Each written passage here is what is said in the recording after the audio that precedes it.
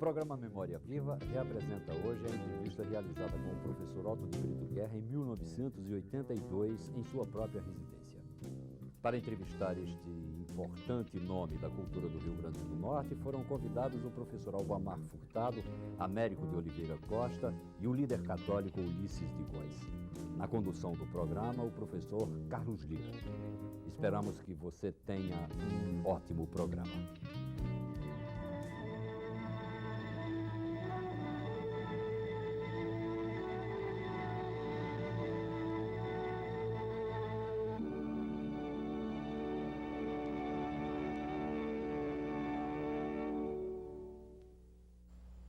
Programa Memória Viva da sua TV Universitária entrevista hoje um professor emérito da Universidade Federal do Rio Grande do Norte. É o Dr. Otto de Brito Guerra. O professor Otto nasceu em Mossoró no dia 2 de julho de 1912. É casado com a senhora Catarina Celda de Castro Guerra. É formado em Ciências Jurídicas e Sociais pela Faculdade de Direito do Recife, da turma de 1933. É professor fundador das Faculdades de Direito de Natal, em 1955, da Faculdade de Filosofia, Ciências e Letras, em 1957, e da Escola de Serviço Social da Fundação José Augusto. É membro da Academia Norte-Rio-Grandense de Letras e do Conselho Estadual de Cultura. Comendador da Ordem de São Gregório Magno pelo Papa Pio XII.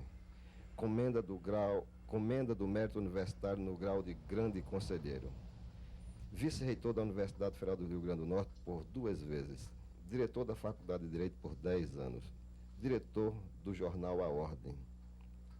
Participam dessa entrevista o comendador Ulisses Celestino de Góes, o professor Alvamar Furtado de Mendonça e o professor Américo de Oliveira Costa. Doutor Otto, vamos começar com a sua infância, a sua vida de criança, os banhos de açude, as coisas do sertão. Como foi ontem?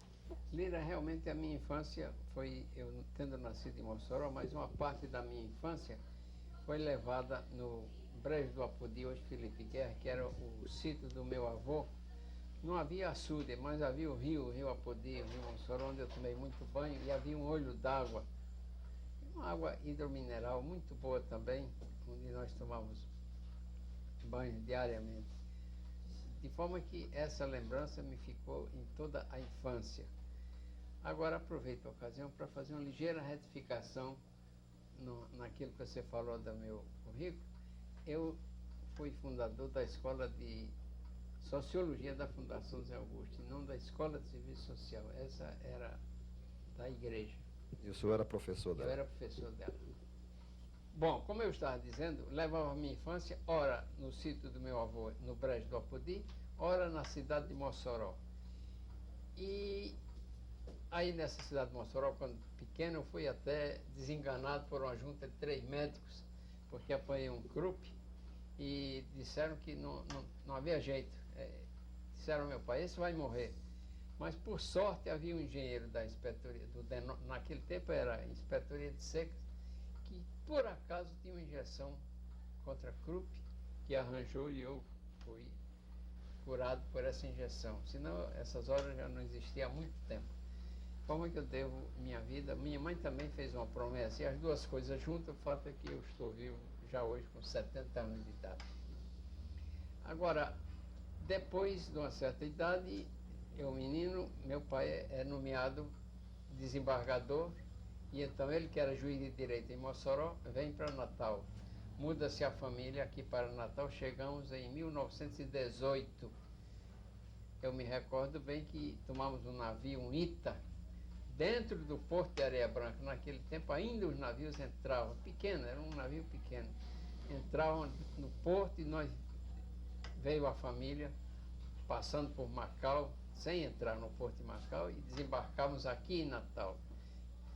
Primeira vez que eu viajava no navio, uma diferença muito grande, uma novidade muito grande, senão não enjoei, e desembarcamos aqui e fomos morar no Tirol, onde, segundo me informa o professor Ulisses Góes, me disse uma vez, eu mesmo não sabia, é onde está hoje a igreja de Santa Terezinha, ali era a casa que meu pai alugou. O Tirol era quase só cercado de arame farpado, poucas casas. Havia a casa do Coronel Cascudo E muito poucas casas. O resto era mata, mata-pasto e cerca de arame farpado. E lá em cima, onde é hoje o Aeroclube, havia também uma casa abandonada que tinha sido construída em outros tempos. Creio que um clube social. Vamos voltar a Mossoró ainda sobre as primeiras letras, já que o senhor faz parte de uma geração de quatro gerações de estudo jurídico, avô, pai. Certo. Bom, os meus estudos, inicialmente, eu aprendi em casa. A minha irmã mais velha, Ruth Gades, falecida ultimamente já aos 80 e poucos anos, essa me ensinou as primeiras letras. E já aqui em Natal é que eu comecei a estudar em grupo escolar, no grupo escolar Augusto Severo, e meu primeiro professor foi o Dr. Luiz Antônio de Santo Lima, um grande professor. Mas, como morava em Mossoró a irmã minha, nós ficávamos, os meninos, ora eu, ora Paulo, meu irmão mais moço, íamos passar sempre um ano lá em Mossoró e ficava outro aqui. De forma que o meu estudo primário, ora era em Mossoró, no 30 de setembro, ora era no Augusto Severo daqui. O Augusto Severo, inicialmente, como eu disse, foi o professor Luiz Antônio. Passei para o 30 de setembro em Mossoró e tive também outro grande professor, o professor Eliseu Viana, sinal que esposo da primeira eleitora do Rio Grande do Norte, a dona Celina Guimarães. Voltando para Natal, aí tive outro grande professor, o professor Aprígio Câmara. Esse me deu também noções excelentes de todas as matérias. Havia um curso complementar, além do curso primário elementar, nós tínhamos um curso complementar que equivale a uma preparação para os vestibulares. De maneira que esse foi meu curso primário. Agora, do lado religioso, eu também estudei catecismo e meu catequista, por coincidência, o professor Ulisses de Góes era o meu catequista. Em 1922, se eu não estou enganado. Foi o primeiro professor de catecismo? De catecismo, meu primeiro professor de catecismo. Primeiro minha mãe em casa, mas fora o professor Ulisses de Góes. Foi meu catequista. O professor Ulisses, ele era um menino muito vadio? Ele já, pela inteligência, já demonstrava o que é hoje. É o que eu tenho a dizer de Oz, coisa notável. Inteligência viva, né? De maneira que ele e Jorge O'Grady, dois alunos que se distinguiam pela inteligência, mostrando que são todos dois hoje. Você externou-se sobre o seu curso primário, que foi feito em Natal e em Mossoró. Em Mossoró. O seu curso secundário foi todo no Ateneu? O meu curso secundário foi todo no Ateneu. E eu tive o privilégio de ter os últimos grandes professores e alguns primeiros grandes professores. Eu fui aluno ainda do Cônigo Estevão Dantas, o grande latinista, que foi a última turma que ele ensinou. Fui aluno do professor João Tiburcio, a última turma que ele ensinou. E fui aluno de Luiz da Câmara Cascudo, da primeira turma que ele ensinou. Bem. O seu curso secundário no Ateneu, você teve uma turma muito expressiva. Uma turma grandes expressiva, figuras, né? boas figuras. Por exemplo, Humberto Peregrino foi meu colega de turma, o general. O Manuel Vilar Ribeiro, o doutor João Machado, médico, era da minha turma também. De forma que nós tivemos realmente uma turma. Ivone Barbalho foi minha colega de turma. Marina Lira, hoje engenheira. Otto, você estudando, você já começava a ensinar, né? Eu me recordo que você foi meu professor de desenho, se não estou enganado, no Colégio Pedro II. Justamente, então. Agora, eu não sabia que você tinha sido meu aluno. Você está tendo essa revelação agora. Realmente aconteceu o seguinte. Faltou um professor de desenho no Colégio Pedro II em 1928. Eu era aluno do Ateneu ainda. E o professor Severino apelou para o professor de desenho, que era o professor Hostílio Dantas. E esse me indicou como professor de desenho. E você, nessa época, tinha alguma predileção pelo desenho? Não, eu apenas fazia um desenho realmente com cuidado, mas eu não era grande desenhista. Desenhava naturalmente uma maçã, uma coisa, né? Não, era mais um desenho geométrico. Aquela temática do curso. Eram os desenhos geométricos. E de forma que foi minha primeira experiência, em 1928, que é também o ano da minha experiência. Eu pergunto a você demorou muito como professor de desenho, porque você foi meu professor. Não, eu creio que foi coisa de um ano só. Eu não era grande coisa como... Nesta época você estava fazendo secundário? Quarto ano do Ateneu. Eu era quartanista, porque eu terminei em 29. Ô Otto, eu fui seu contemporâneo de infância em Mossoró. E me lembro de você, mas com essas intermitências todas suas de estar hora em Natal, hora no Brejo do Apodi, de maneira que não chegamos propriamente a ser, éramos conhecidos mais do que amigos, né?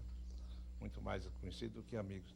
Eu pergunto, você falou aí Natal, no Ateneu, professores natalenses, será que você não teve nada com o colégio, o velho colégio de Mossoró, o colégio Santa Luzia de Mossoró? Muita gente pensa que eu fui aluno do colégio Santa Luzia, nunca fui aluno do Santa Luzia. Houve até um engano, quando houve aquelas festas, me convidaram até para ser orador, eu digo, olha, vocês estão enganados, eu nunca fui aluno do colégio Santa Luzia. Eu só estudei no 30 de setembro, até fui também escoteiro. Naquele tempo o professor Eliseu fundou um centro de escoteiro, eu fui escoteiro e só isto. Agora, ensino primário, portanto, somente em Mossoró, no 30 de setembro e no Augusto Severo daqui. Otto, está me acudindo agora uma memória curiosa. Sua vida esportiva. Ah, minha vida esportiva? É uma face desconhecida, mas que realmente existiu. É curioso, porque o meu irmão Domício era um esportista mesmo, era campeão de natação, e então me inscreveu no Esporte Clube de Natal. Você era ponta direita? Não, começa o seguinte, eu comecei como patrão, sinal que não era bom patrão. Isso na parte do remo? Na parte de remo. Natação não, eu nadava aquele Rio Potengi para cima e para baixo, eu nadei muito com o Domício, que era campeão. Agora, depois o Esporte Clube de Natal, que era de remo, criou uma parte esportiva de futebol. E nós, então, entramos. Eu já tinha um treino de futebol por causa do Ateneu, que tinha um time do qual fazíamos parte, Gená, Vanderlei, que era o goleiro, João Machado, Abílio Medeiros e outros que eu não me recordo agora, tantos eram. E um Chechel, não me lembro assim dos nomes de alguns. Então, fundaram a parte esportiva terrestre e tivemos a coragem de nos matricularmos na Liga, na primeira escalão da Liga. E então fomos disputar o campeonato contra os grandes times, o ABC e o América. E eu me recordo que numa dessas, com a Alecrim, a gente até mais ou menos se equilibrava, Alecrim naqueles tempos. Mais uma vez fomos jogar contra o América e aí levamos uma surra de 10-0. Foi uma coisa solene mesmo. Foi um score histórico. Mas você era ponta direita, não? Eu era meia esquerda. Meia esquerda? Meia esquerda. Porque me recordo, naquele velho, eu era menino nessa época, seu aluno, estava ao lado de Mário Fernandes, olha você vê como a memória. Estava ao lado de Mário Fernandes, filho, irmão de Aldo, que era meu colega de ginásio. Me lembro muito do E ele chegou correndo e diz, o professor está jogando futebol e é ponta direita e é bom. Aí eu corri para campo para assistir você jogar futebol. E era no Areal, era naquele canto, hoje é o nós jogávamos, Nordestão. Justo, nós jogávamos ali, era o Campo do América, ali era o Campo do América, se eu não estou enganado. O Campo do América, exatamente. Campo do América. Eu me lembro ali de você correndo naquele areal danado. Olha, eu me lembro que uma vez eu fiz uma coisa histórica, eu meti um gol de cabeça, eu fiquei entusiasmadíssimo. Eu meti a cabeça e o certo é que acertei no gol. Quer dizer, essa sua fase esportiva, que não foi muito demorada, não? Não, agora... Nem muito brilhante. Nem muito brilhante, vou ser franco. Era do primeiro time, mas não era grande coisa, não, porque não tinha gente melhor. Otto, você foi um homem que participou da vida cultural do Estado. Você, na realidade, você foi um homem que se dedicou ao ensino. Você foi um líder católico, teve uma participação na vida religiosa do Estado. Você teve uma participação muito nítida, muito expressiva na nossa vida literária. Eu gostaria que você me desse as influências literárias na sua vida, no começo de sua vida, e o que o levou a essa posição religiosa que você ocupou durante toda a sua vida. Pois não, Romário. É interessante até, porque às vezes a gente mesmo não sabe direito as influências que recebe. Mas, inegavelmente, a influência maior da minha vida foi do meu pai, nessa parte cultural. Meu pai sempre era um homem que nunca deixou de ler durante a vida toda. E sempre o interesse pela terra. O pai era muito ligado a esses problemas. além de ler jornais constantemente, ele sempre estava interessado nesses problemas. Agora, a influência de leitura minha foi, no começo, quem mais me despertou o gosto por essas coisas foi, inegavelmente, Cascudo. Isso eu devo muito a Cascudo, que chamava... Ele foi professor de literatura, ele era professor de História do Brasil, mas quando o doutor Adalto Câmara se afastou, parece para ser chefe de polícia, Foi. de Lamartine, se eu não estou enganado, Cascudo é que foi nos ensinar. E então, ele e alguns, influenciou vários alunos, inclusive Humberto Peregrino e eu. Nós ficamos muito influenciados para tomarmos gosto pela literatura, líamos Coelho Neto, líamos outros. Mas eu confesso que a ficção nunca me seduziu muito, não. Você não passou por essa de Queiroz? Não. Não? Não. A ficção, para mim, ainda li Coelho Neto, nem Machado de Assis também não lia, nesse tempo de estudante, não. A minha leitura era mais a leitura de O Sertão de Euclides da Cunha, era o livro do meu pai sobre as secas. Agora, romance A Bagaceira, do Zé de Américo, quer dizer, a literatura já regional. né? Nem a literatura do Nordeste o senhor lia? Não, a literatura do Nordeste, naquele tempo, ela começou depois, com o Zé Américo. 1928. Por aí assim. Essa sim. Eu sempre aceitei, eu sempre admiti que, por exemplo, essa sua tendência para o estudo dos problemas do Nordeste, sobretudo problemas de secas, fosse uma herança de seu pai, estivesse na massa do sangue, na sua massa do seu sangue, essa história. Não há dúvida nenhuma. Embora eu já agora comece a duvidar um pouco dessa injeção que você tomou, desse inspetor de obras contra secas, né? Sim. Quer dizer, é possível que essa injeção tenha inoculado qualquer vírus em você. Porque o fato é o seguinte, eu tenho a impressão que seu pai é um pouco responsável pela sua tendência, pela sua formação nesse sentido. Inegavelmente, Américo. E embora você não tivesse lido essa de Queiroz, eu me lembro de uma história que eu não recordo bem se aconteceu entre Afonso Arinos e Tristão de Ataída, Afonso Arinos, o velho Afonso Arinos, não o Afonso Arinos Melo Franco. Eu sei, que um dia alguém perguntando a outra pessoa se já tinha lido um romance dessa de Queiroz, e tendo a resposta de que ele não havia lido, diz: você é um homem feliz porque ainda tem esse livro para ler. De maneira que você, conjugando o verbo no tempo presente, tendo esse conceito, ele é um homem feliz. Eu acho que você é um homem feliz porque ainda pode ler essa de Queiroz. Inegavelmente a grande influência do meu pai. E eu fui criado ouvindo sempre falar em todo esse pessoal do serviço de secas, Roderick problemas Crandall, econômicos, antropológicos, tudo isso. homem, Então, né? isso aí eu fui criado nesse ambiente.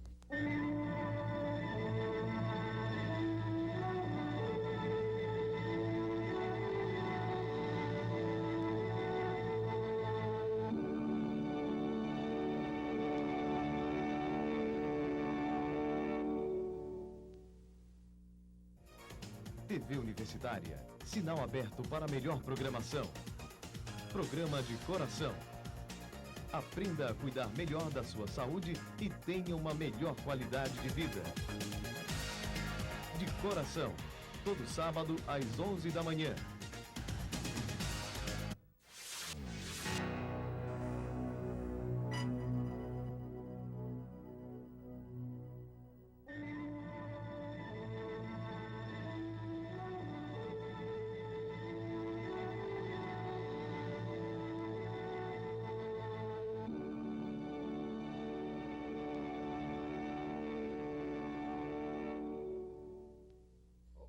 Agora, a sua posição religiosa. Quanto à formação religiosa, a minha mãe era profundamente religiosa e daquela religiosidade daqueles tempos, toda noite não tinha conversa não. O catecismo era de noite, toda noite nós tínhamos que não só rezar, mas recitar o catecismo. As perguntas ali: quais são os pecados capitais, quais são os pecados contra o Espírito Santo, quais são os dons do Espírito Santo, aquilo tudo era uma sabatina a toda noite. Bom, e ao domingo ela tinha o cuidado de mandar a gente à missa. Forma que essa formação tradicional.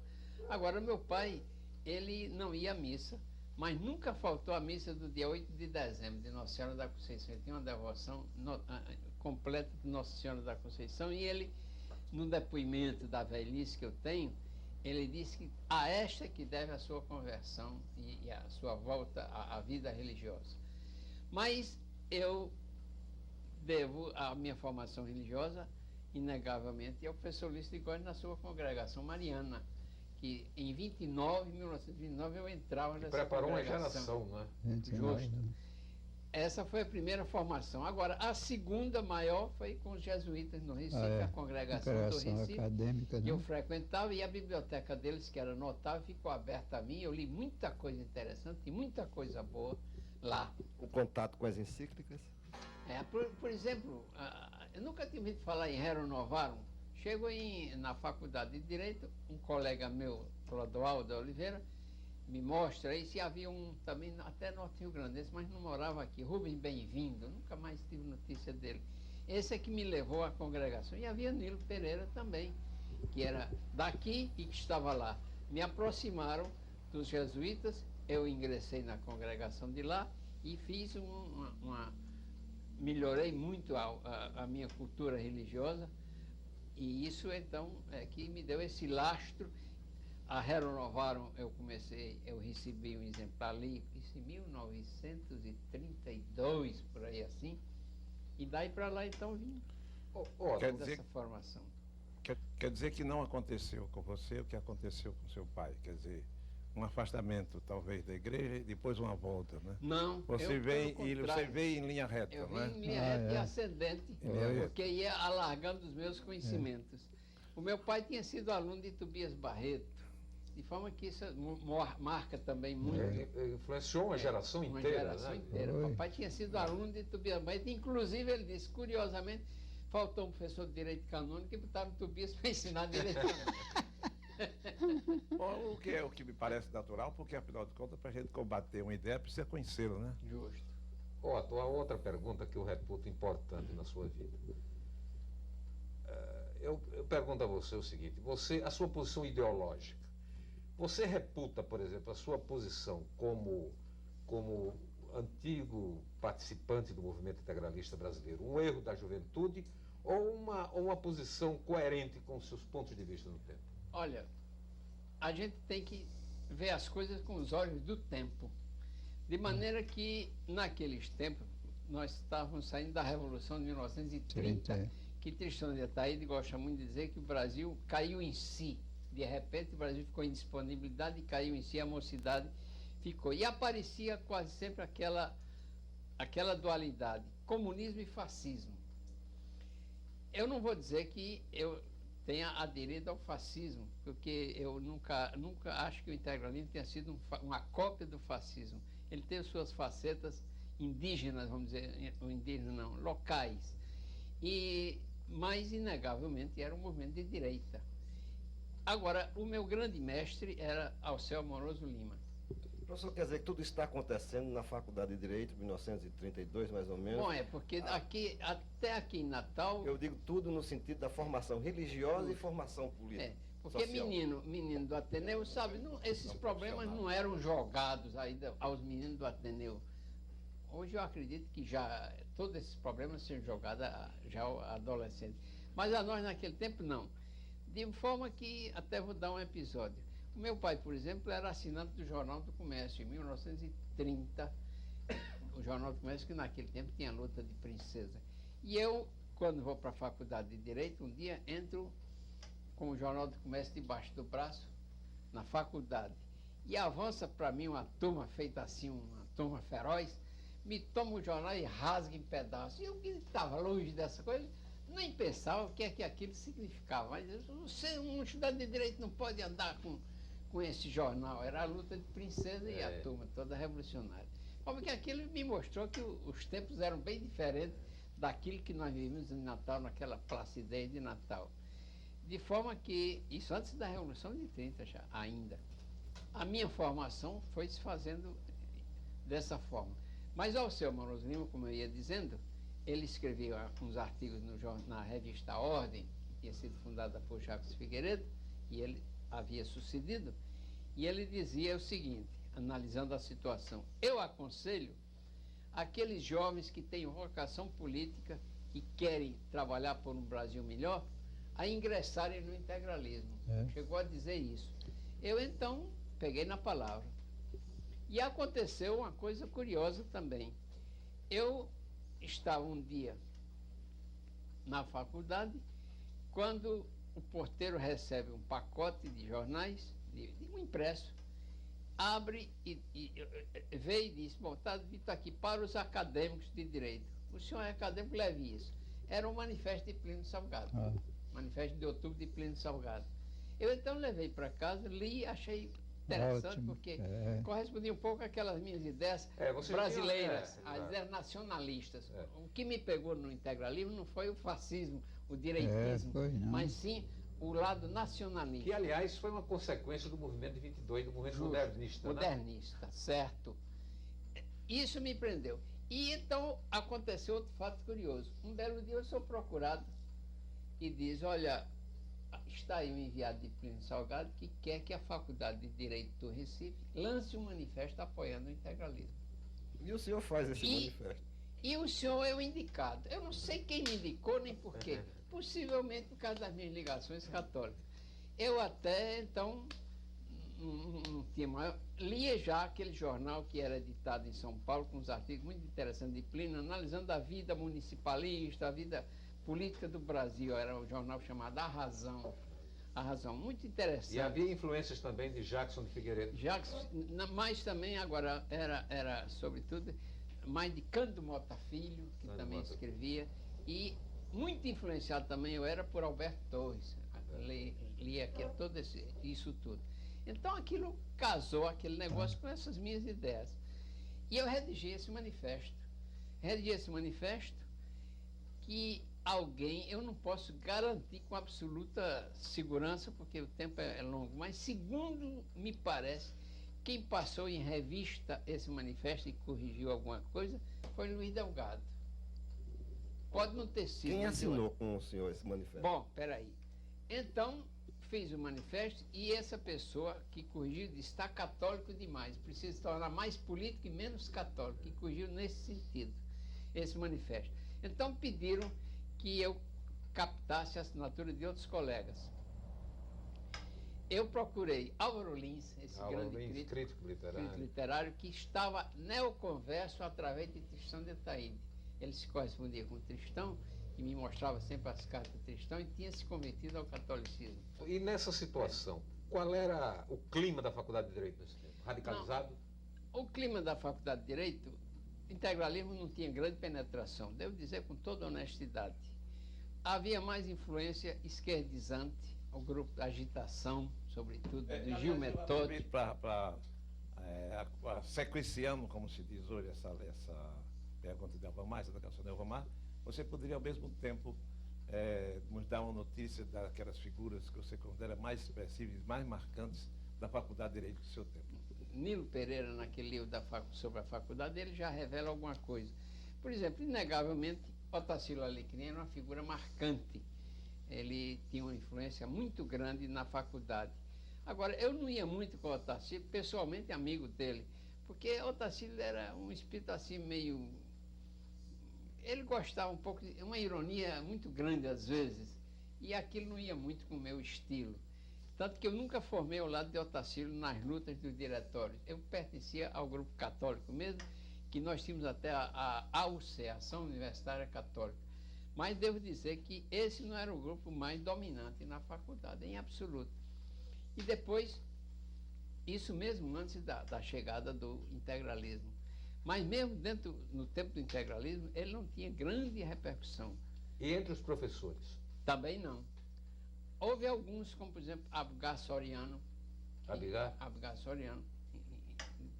Foi para o integralismo até, mas a maioria, mas já eu não era mais da faculdade. Arnóbio Graça também, esses ficaram com o integralismo. E depois um que, no tempo de estudante, era até socialista, depois entrou para o integralismo, que também hoje não é, Gilberto Osório de Andrade, que foi meu colega de turma. Mas no tempo ele não era integralista, ele não iniciou, tanto que ele não assinou esse manifesto. Doutor Otto, o senhor volta ao Rio Grande do Norte e encontra quem no comando do movimento integralista? Bom, eu chegando aqui, acadêmico de Direito ainda não estava formado, porque eu só me formei em 33. O Manifesto de Outubro é de 32, não é isso? Eu encontro aqui um grupo que é interessante, a gente vê as figuras. Câmara Cascudo, Miguel Seabra Fagundes e Monsenhor Valfredo Gugel. Era o triunvirato que comandava o integralismo no Rio Grande do Norte. Monsenhor Valfredo, inegavelmente, um pouco influenciado pelo...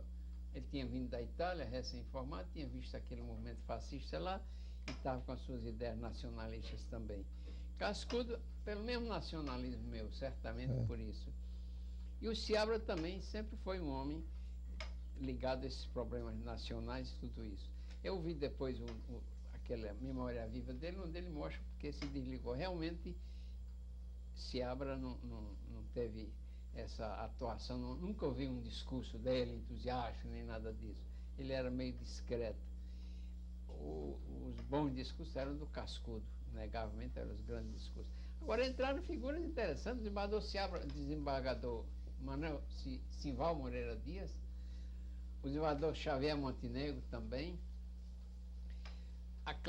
a mocidade, alguns, operários, alguns também, mas nunca o movimento teve grande expressão. Isso é que é a verdade numérica. Governava o Rio Grande do Norte nesse tempo quem? Bom, eram interventores, não é? Interventores. Devia ser... 34, 33, não, 33 entrou Mário Câmara, mas foi antes de Mário Câmara. Devia ser Bertino Dutra, possivelmente. Pronto. Bertino Dutra. Ele deu muito 94. apoio. Depois Bertino Depois Bertino Dutra veio Sérgio Marinho, substituiu enquanto chegava um novo interventor, que foi o Mário Câmara. Bertino deu muito prestígio ao integralismo. E você chegou a ser auxiliar para o Câmara. Bom, aí já não é mais já é outro aspecto. Outro aspecto, pois é, outro aspecto. Mas não.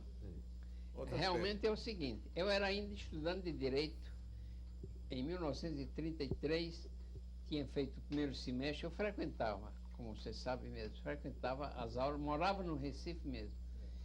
Mas aí no mês de julho, quando eu me preparo para embarcar, chega o Mário Câmara e até hoje eu não sei quem foi que me indicou, porque 3 pessoas disseram, eu fui quem lhe indiquei, e eu não quis apurar, achei melhor não apurar quem foi que indicou o Mário Câmara.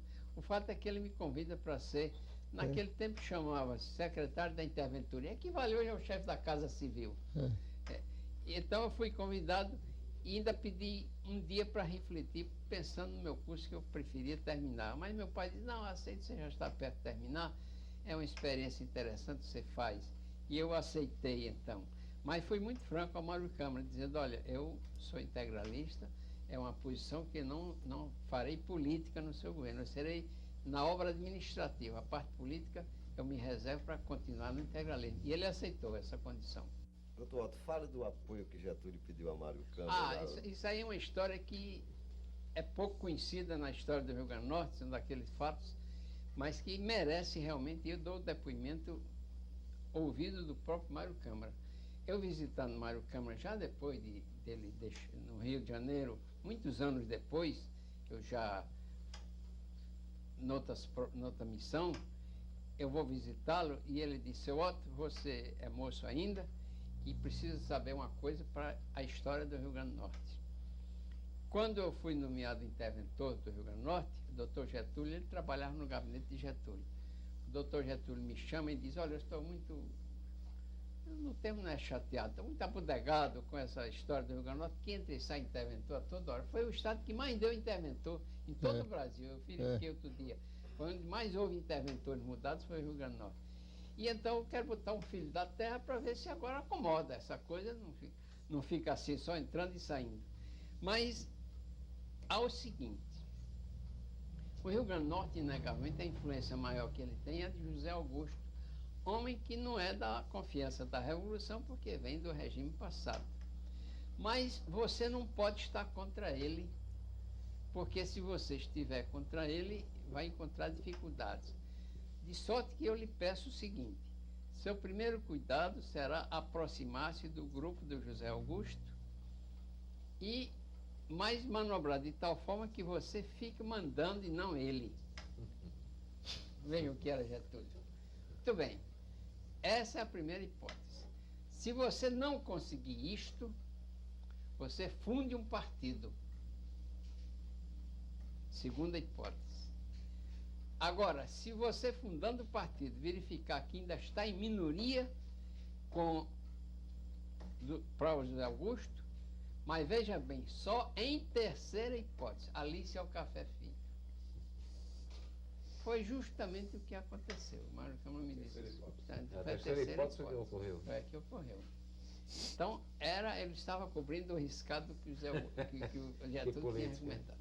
Otto, você, agora a sua atuação, a sua participação na vida política, quando se processou e como se processou? Pois não, eu, como viram, era o secretário do governo do Mário Câmara, secretário da parte administrativa, portanto, ficou bem combinado entre nós dois.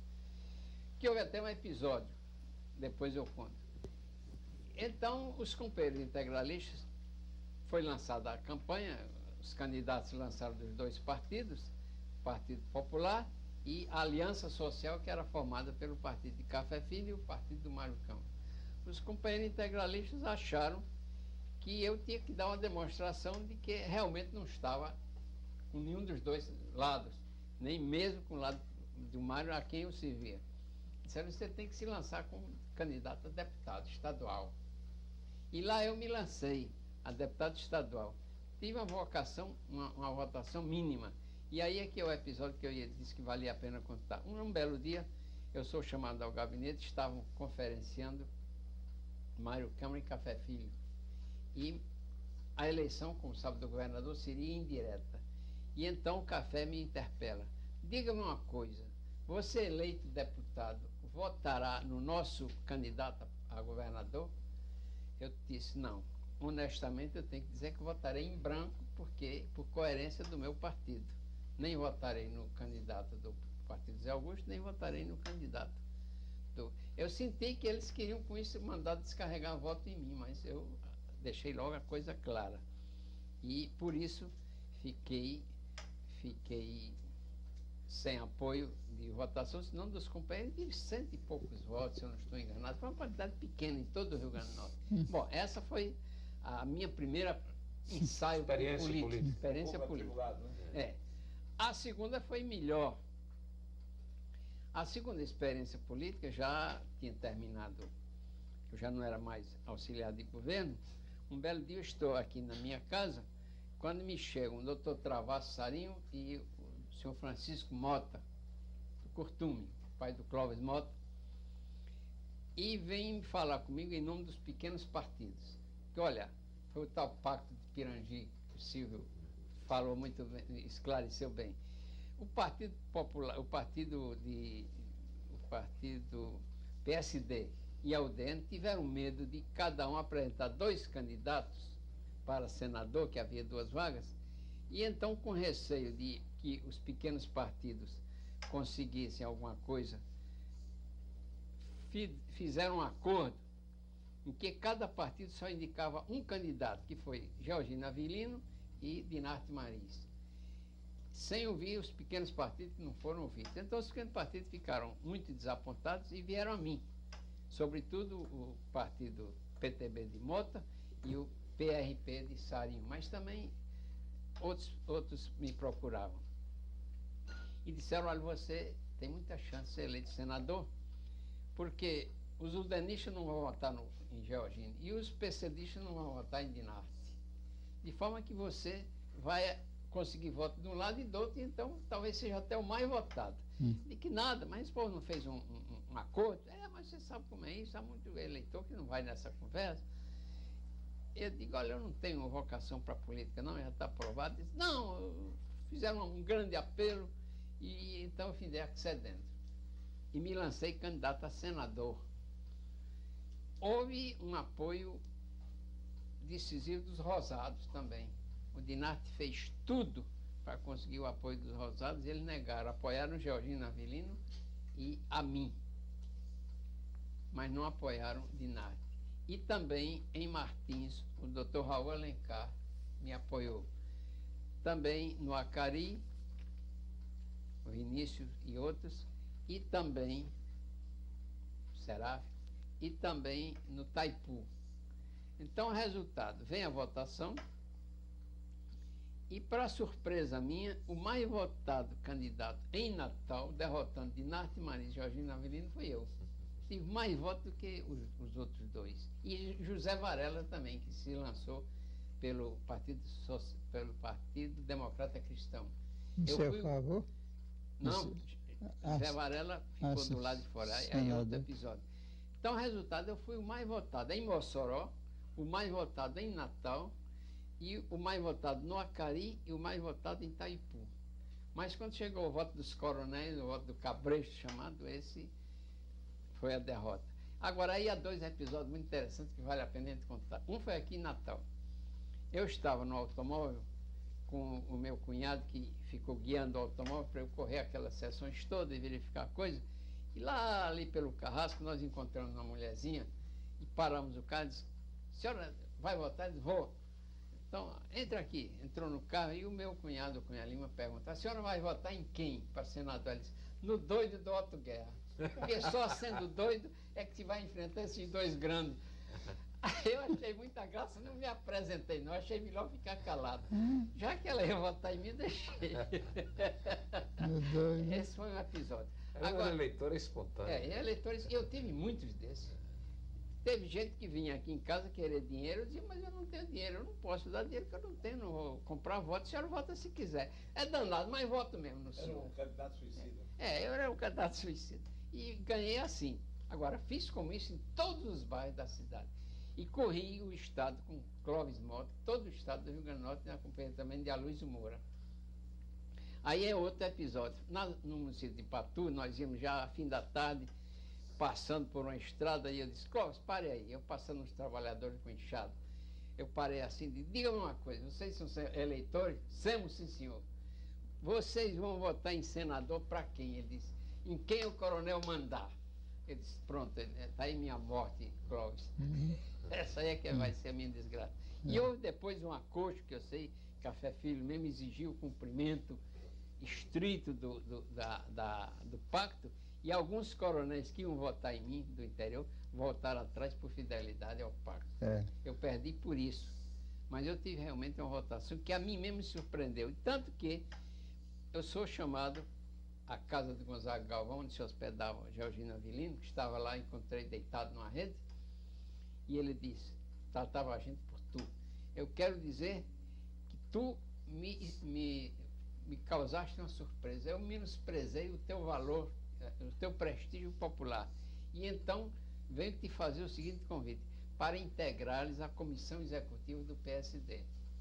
Eu agradeci muito a ele e disse o seguinte: olha, um soldado passar logo a general é demais, então o senhor fique mesmo com outros, eu não quero, absolutamente, muito obrigado pela confiança, e não quis. De forma que foi a minha experiência, segunda experiência política e última.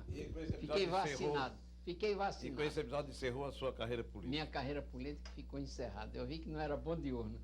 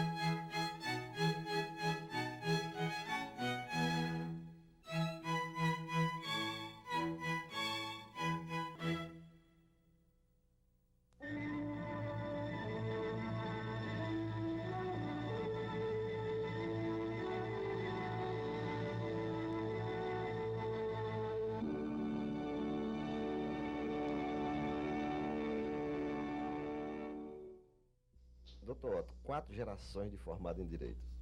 O senhor, seu pai, avô e os filhos Marcos e Felipe. Dê um depoimento sobre essas 4 gerações, começando pelo pai, Felipe Guerra, o avô, que foi ministro do Supremo, a famosa viagem que ele fez a Ouro Preto, Natal a Ouro Preto, para instalar lá.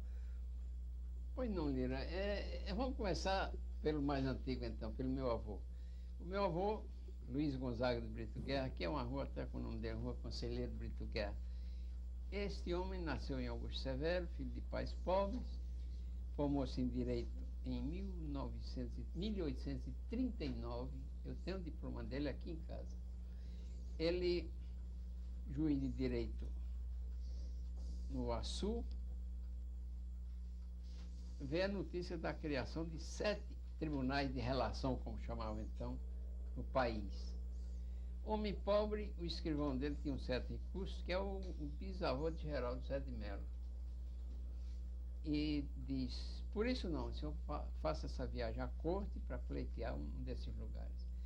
Ele então, ele era homem, com uma nota de tudo. Toda a descrição dessa viagem, desde sair lá de Açu, pelo rio afora, o rio Açu, subindo de canoa até Macau, tomando um navio em Macau, descendo no Recife, tomando um transatlântico no Recife, chegando no Rio de Janeiro, o tempo que levou para conseguir audiência com o ministro da Justiça, o tempo que levou esperando a nomeação, mas o famoso lápis fatídico do imperador era favorável a ele. Não há nenhuma nota desabonadora, o senhor, como juiz de direito, o senhor será um dos desembargadores. Agora, não podemos lhe dizer, ele pleiteava Fortaleza, que era aqui perto.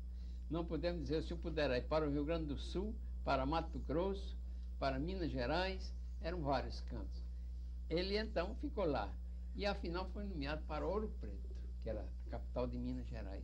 Ele lá, juiz de direito de Açu, nomeado para Ouro Preto. Então ele escreve à família dizendo que nem ia voltar, ia logo tomar posse, porque dava um prazo X e a viagem era muito longa, depois então iria buscar a família. Vai tomar posse e, para surpresa dele, é eleito presidente do tribunal. Eu tenho esse jornal que ele faz. Meu avô era, diz Carolina Nabuco, que Joaquim Nabuco tinha a grande vantagem de não rasgar papel. Meu avô rasgava pouco papel e meu pai também. De forma que eu tenho um arquivo grande dessas coisas. Inclusive o jornal que dá notícia da posse dele e o jornal que dá notícia da saída dele, de Minas Gerais, guardado por ele. Como, então, eu tenho a carta em que ele pede em casamento a minha avó e a resposta da minha avó. Ainda tem essas cartas. Perfeitamente legítimas. Bom, mas ele, então, assume a presidência do tribunal, pede licença e vai buscar a família. Então, aí é que é o problema. Família numerosa. Lá vem ele com toda a família, saindo daqueles matutinhos lá de Augusto Severo, onde era a fazenda dele, moravam na fazenda, até chegar na cidade de Ouro Preto. Há toda essa descrição, quanto gastava dia por dia, tudo isso. Assumiu, foi reeleito presidente do Tribunal de Ouro Preto, afinal perdeu lá, minha avó morreu lá em Ouro Preto, não se deu com o clima, lá no diário dele, ele tem um diário, onde ele diz: acho insuportável esse frio aqui de Ouro Preto, meu nariz não para de correr, que saudade do meu sertão quente do Nordeste. Ele sempre, nunca esquecia aqui a terra. Então, consegue, depois de muitos anos, ser transferido para Fortaleza. É desembargador em Fortaleza. Quando está em Fortaleza, é nomeado ministro do Supremo Tribunal Federal. Assumiu. Quando houve a abolição, ele era ministro. Meu pai morava, o acompanhava, esteve em Ouro Preto. Papai começou a vida estudando na Escola de Minas de Ouro Preto, depois é que virou bacharel. Mas, então, ficou ministro do Supremo e lá se aposentou. Quando se aposentou, vem para o sertão, vem para Caraúbas.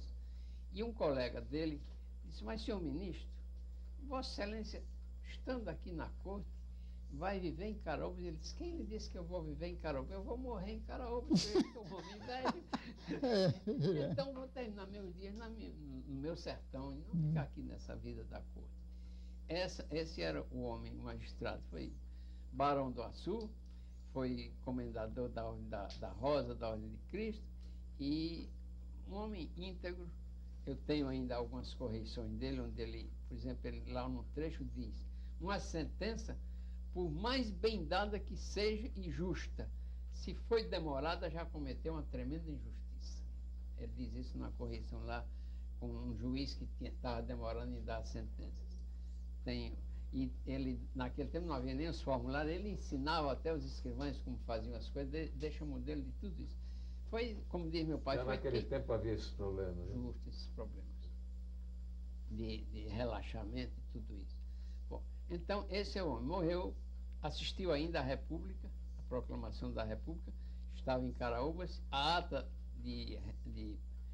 lá em Caraúbas em que se reuniram, ele assinou e diz assim, que não tivesse ilusões, que não tinha nenhuma queixa, nenhum queixume, que a vida era isso, era normal. Agora, ficassem certos que haveria desacertos e erros até acertarem o passo. Não se enganassem, não. Não ia ser um mar de rosa no começo da época. É. Ele prevenia. E faleceu lá. Esse é o meu avô. Foi casado 3 vezes, teve 24 filhos desses 3 casamentos. Meu pai é do 2º matrimônio, que ela é da família Nóbrega da Paraíba. É um livro muito interessante, a família Nóbrega, onde ela está, toda a ascendência dela. E meu avô era, como já vinha dos seus ascendentes, gostava da genealogia, de forma que meu pai copiou dele e organizou toda a genealogia da nossa família. Nós podemos chegar até Portugal, subindo até Portugal. Bom, agora, entre os filhos do meu avô, no 2º matrimônio, está o meu pai. Nasceu em 1867.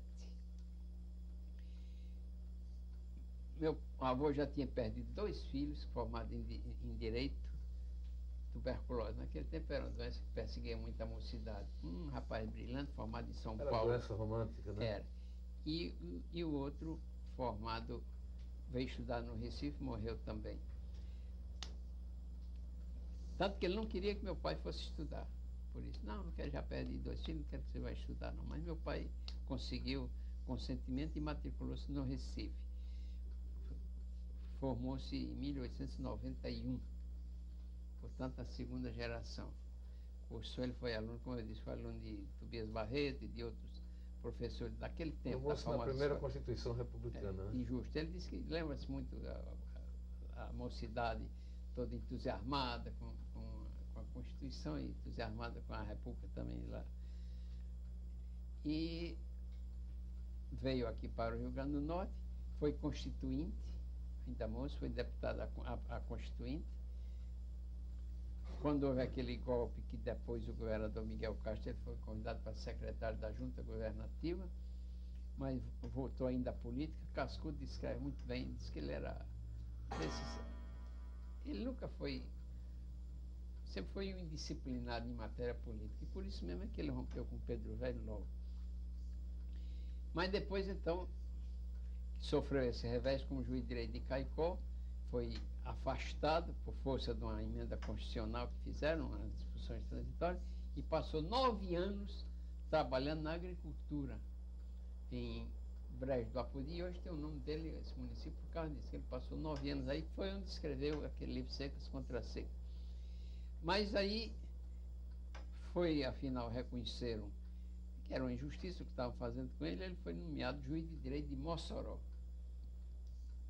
E assumiu, os 3 últimos filhos nasceram lá. Caio, que é mais velho do que eu e o Paulo, os 3 são mossoroenses. Ele lá fez amizade com o Rosado, o velho Jerônimo Rosado, e os 2 trabalharam, como muitos outros, havia uma mentalidade, como ainda hoje os mossoroenses são unidos em defesa da sua terra, lutaram pela estrada de ferro, lutaram pelo Porto de Areia Branca, lutaram pela sudagem, tudo isso. E agora ele sempre teve muito zelo pela educação, sempre ensinou também, dava aulas gratuitas, ensinou a União Cacheral e aos moços daquele tempo, muitos ainda velhos me davam depoimento, e depois então é nomeado, em 1918, nomeado desembargador aqui para o tribunal, e assume, depois é procurador-geral do Estado, afinal pede disponibilidade, era muito amigo do desembargador Emetério Fernandes, os 2 pedem disponibilidade, quando chega a Revolução, transforma a disponibilidade em aposentadoria, a Revolução de 30. Mas ele continuou trabalhando e mesmo depois de idoso, ainda bastante idoso, ainda foi deputado constituinte pela 3ª vez do governo Mário Câmara, de que resultou a eleição do Dr. Rafael Fernandes. Ele fez até um anteprojeto de Constituição para ser apresentado, mas sabe, o governo, quando a oposição apresenta uma coisa, fica sempre desconfiado, e foi feita outra, a de papai, e a outra era feita pelo desembargador Benício Filho. O povo até dizia as Filipinas e as Manuelinas, que é Felipe Guerra e Manuel Benício. Claro que passaram as Manuelinas, mas o desembargador Benício, que era um homem de bem, aproveitou muito das sugestões do projeto do meu pai, eu vejo. De forma que esse é o segundo, portanto. Casou-se com a família de Caraúbas, a família Gugel do Amaral, descendência, ligação do Ceará, portanto eu tenho ligações de gente da Paraíba pelo lado paterno e com gente do Ceará pelo lado materno. E então, meu pai teve 11 filhos, um morreu cedo, mas 10 se criaram, já começaram a morrer agora, mas eu sou o nono dos 10 vivos, que eram vivos, dos que cresceram, eu sou o nono. E ele lutou sempre muito. Eu tenho uma carta dele em que diz que graças ao espírito de economia de minha mãe é que ele conseguiu poder educar os filhos, e tinha um cuidado muito grande na correspondência. Eu tenho aí toda a correspondência dele para os filhos, consegui reunir, tanto que isso é muito interessante, porque é uma descrição da vida do estado do Rio Grande do Norte, que ele era muito minucioso nas coisas, conta toda a vida do estado, anos e anos seguidos. Há uma carta dele muito interessante, de 1914, logo que arrebentou a guerra, lá de Mossoró, para um irmão dele, Dr. Brito Guerra.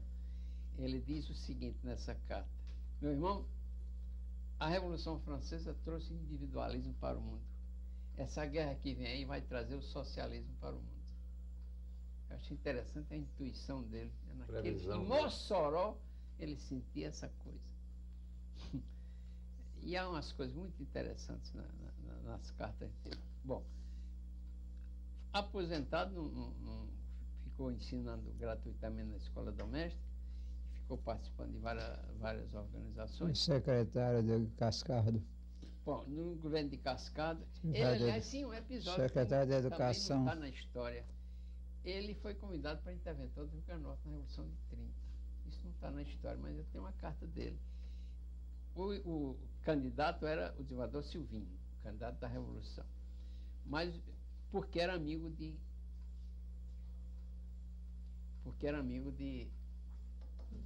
Zé Américo. Mas Silvino não quis. Então procuraram meu pai. Ele disse: olha, o mesmo desculpa do desembargador Silvino eu também dou. Eu sou magistrado idoso e a Revolução tem que cometer certos atos que não fica bem um magistrado. Daí ter saído o Irineu Joffre. Bom, terceira geração é a minha. Eu me formei já na Faculdade de Direito em 1933. E a quarta geração, meus filhos. Eu tenho 2 filhos formados em Direito. É o Marcos, que está hoje em Paris, e o Felipe, que é caixa do Banco do Brasil. De forma que eu tenho comigo esses 4 diplomas, ou esses 5 diplomas, das 4 gerações. O do meu avô, o do meu pai, o meu e dos meus 2 filhos. Estão comigo aqui.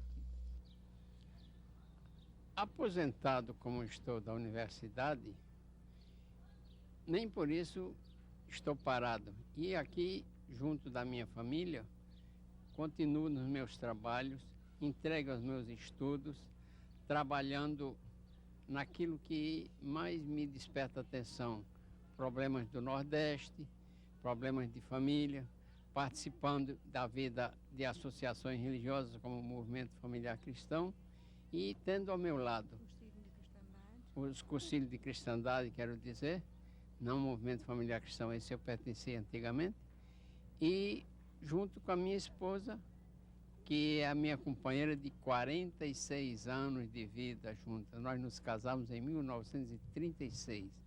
Estamos com 13 filhos, todos vivos, todos, graças a Deus, encaminhados na vida. A mais nova já está prestes a terminar o curso de odontologia.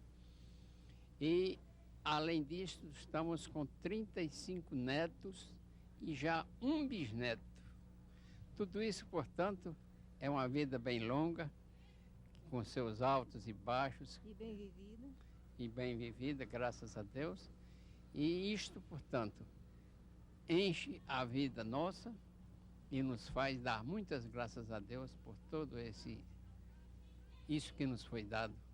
Graças a Deus pelos filhos que temos, que souberam escolher seus companheiros de vida em conjunto, e esperamos que eles, com acertos e erros e acertos, acertem mais e cheguem um pouco mais além do que nós chegamos na vida de família, deixando uma marca para os filhos.